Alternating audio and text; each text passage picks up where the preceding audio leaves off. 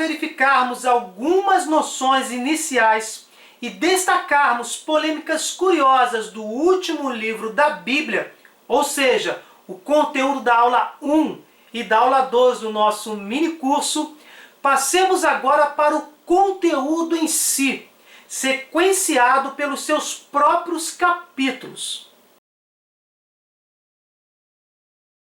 Chamemos de prólogo, endereço e visão preparatória as três partes do primeiro capítulo do livro, do 1º ao 20º versículo. Até o versículo 3 temos o prólogo, até o verso 8 temos o endereço e até o verso 20 temos a visão preparatória. Você pode ler esta passagem e depois retornar ao vídeo para compreender melhor. De qualquer maneira, em resumo, o livro de João é apresentado como revelação. João se apresenta em nome do próprio Deus. O último apóstolo vivo recebeu de Deus a inspiração para entender o que acontecia no seu tempo, especificamente diante das dificuldades e perseguições que a igreja enfrentava naquela época. Nos versículos do 1 ao 3, vemos que se trata de um livro litúrgico e, portanto, deve ser lido na igreja. O termo profecia aqui não quer dizer prever os acontecimentos, mas testemunhar o Evangelho, ser sinal concreto desta mensagem. Acompanhe agora o significado das expressões deste capítulo inicial que poderão fazer entender melhor as primeiras linhas do livro da Revelação. O número 7 significa perfeição, aquilo que permanece.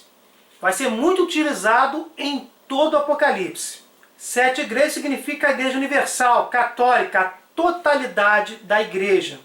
7 Espíritos significa plenitude, totalidade do Espírito Santo, o próprio Espírito Santo. 7 candelabros significa que a celebração litúrgica está plena na igreja. 7 estrelas significa que são todos os dirigentes das igrejas, comunidades particulares, pastores ou chamados no Apocalipse como anjos da igreja. Aquele que é, aquele que era, aquele que vem é uma expansão do nome aquele que é, eu sou o que sou, Javé, que está em Êxodo 3, verso 14. Testemunha fiel, primogênito dentre os mortos e soberano dos reis da terra são títulos de Jesus. Testemunha fiel significa mártir por excelência, referência ao sacrifício na cruz. Primogênito dos mortos significa que Jesus ressuscitou. E soberano dos reis da terra significa que Jesus é o Senhor do mundo.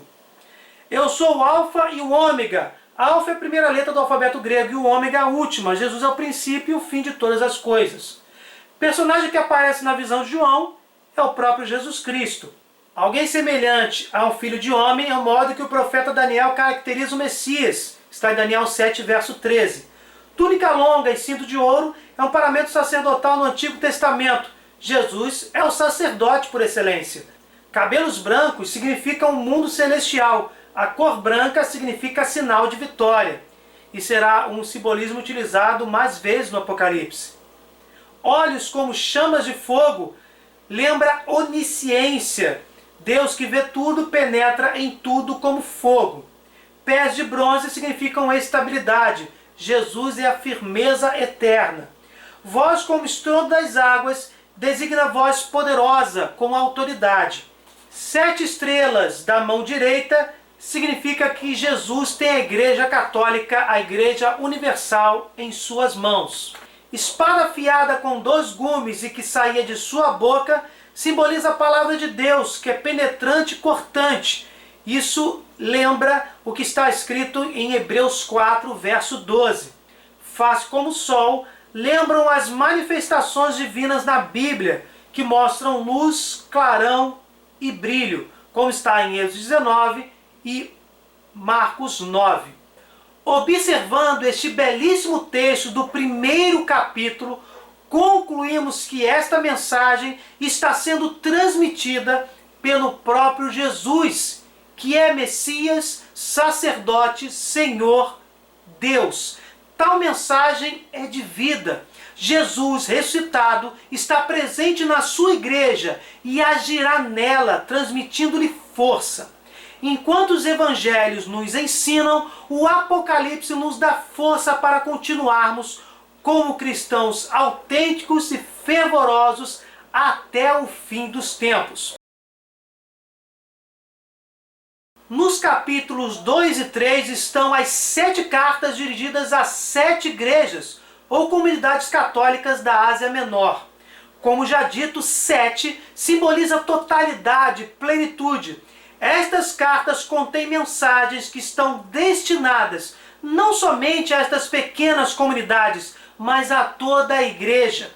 Como vimos, o Apocalipse é um livro que deve ser testemunhado e é litúrgico. Isto é, serve para ser lido na liturgia e serve como palavra inspirada para todo o povo de Deus.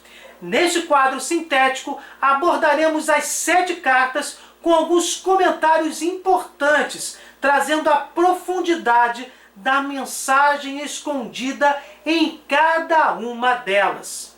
Por exemplo, na carta à igreja de Éfeso, à comunidade de Éfeso.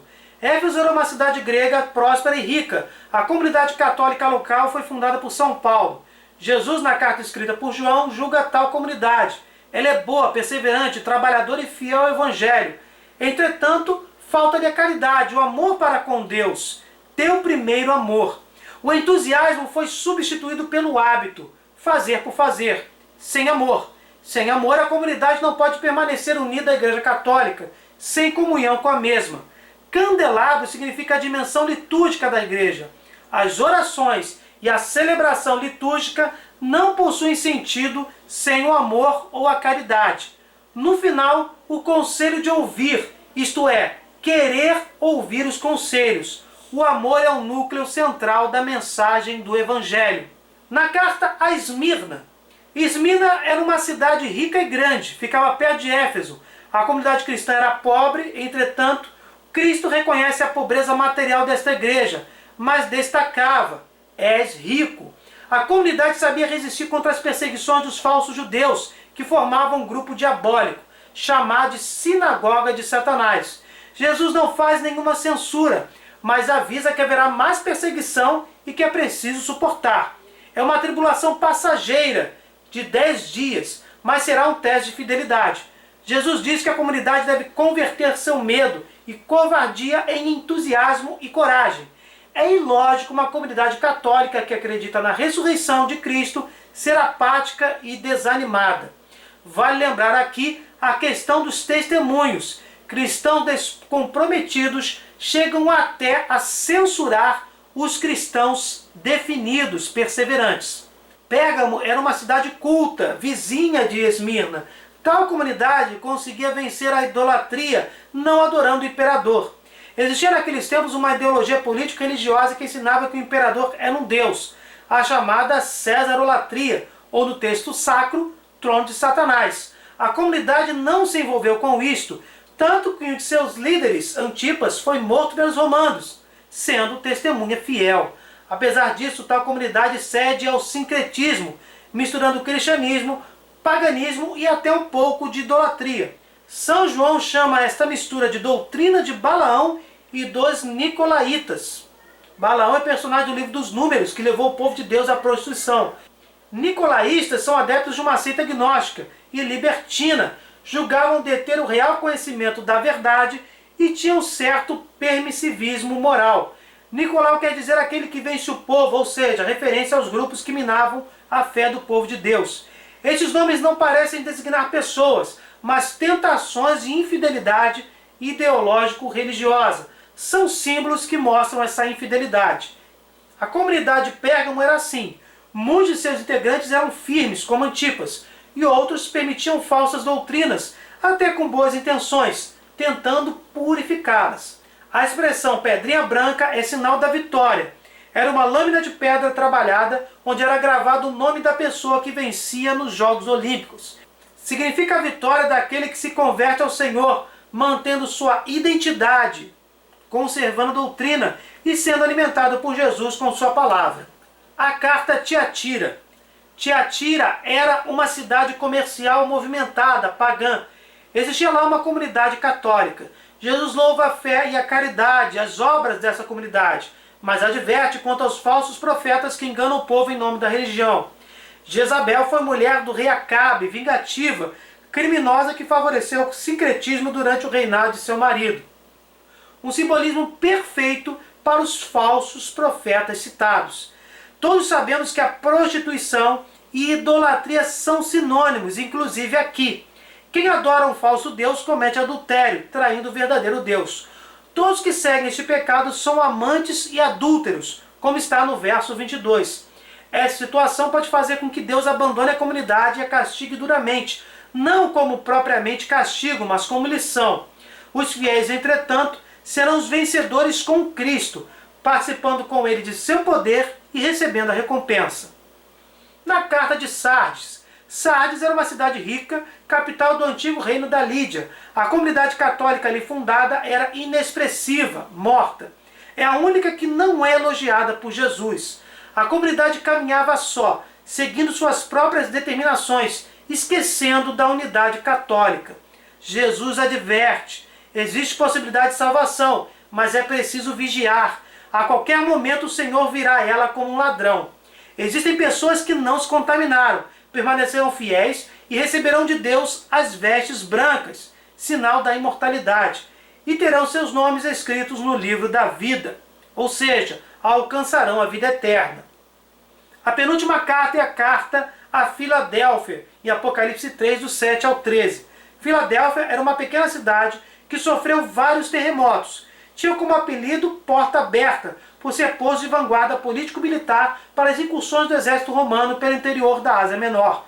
Já o texto sagrado usa este apelido para designar que a cidade é uma grande oportunidade para o apostolado para o futuro, apesar das dificuldades enfrentadas. Chave de Davi é citado em Isaías 22, verso 22, mostrando que Jesus é o verdadeiro santo descrito aqui, pois só ele tem o ofício de abrir e fechar a casa do rei. Apesar de ser fiel, tal comunidade é fraca e as perseguições transformaram-na em uma igreja amedrontada. Jesus vem dar esperança, dizer que apesar da perseguição, a fidelidade da comunidade a protegerá. Até o versículo 12, vemos que a igreja conseguirá a salvação, ou seja, a coroa, se permanecer na fidelidade. Na verdade, é Deus quem age nas pessoas e nas comunidades para transformá-las em fermento de transformação e salvação do mundo. E a última carta é a carta a Laodiceia. Tal cidade distava 120 quilômetros de Éfeso. Tratava-se de uma cidade grande e muito rica.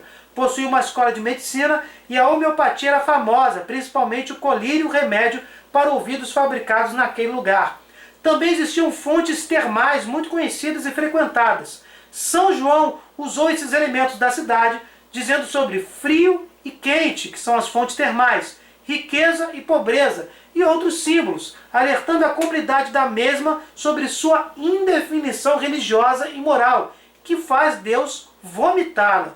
Jesus é chamado de Amém, a testemunha fiel, o Filho de Deus. Quantas vezes vemos comunidades indefinidas, pessoas ambíguas? Seria melhor ser negativo ou positivo, não ser morno. Laodiceia era rica de bens, mas não de virtudes. Jesus aconselha a comunidade a se purificar no fogo, ou seja, enriquecer-se espiritualmente de fato, adquirir o discernimento religioso e espiritual, simbolizado pelo colírio, e ver melhor, sabendo escolher o bem ou o mal, não o meio termo. No versículo 19, Jesus mostra que repreende porque ama. Trata-se de um amor insistente, que busca a salvação.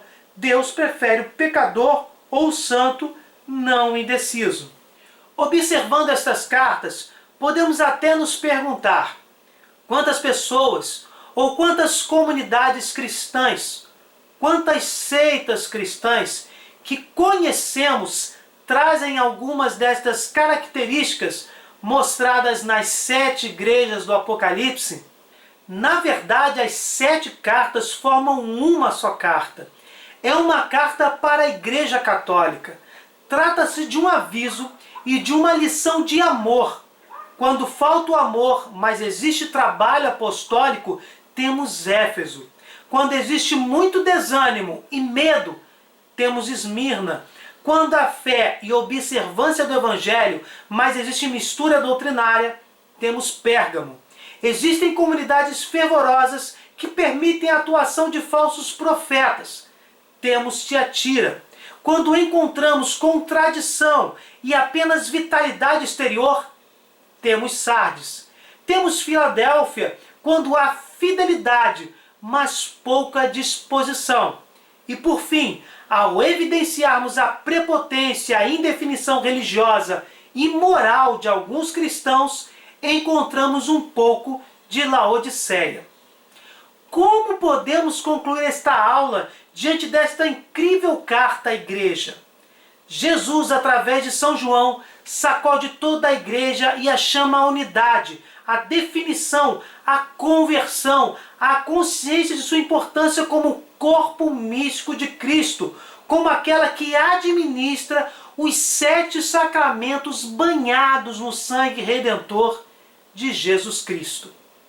Bem, gente, vamos refletir sobre estas 7 cartas. Estas cartas nos fazem refletir sobre as nossas próprias atitudes como cristãos no nosso dia a dia. Bem, gente, se vocês gostaram, deixem o seu like, compartilhem, se inscrevam no canal. Fiquem com Deus, desculpe qualquer coisa e até o próximo vídeo.